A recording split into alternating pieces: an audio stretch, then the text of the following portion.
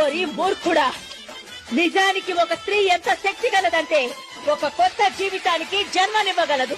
జన్మనివ్వగలిగిన వారి కంటే ఎక్కువ శక్తివంతులు ఈ లోకంలో ఎవరూ లేరు.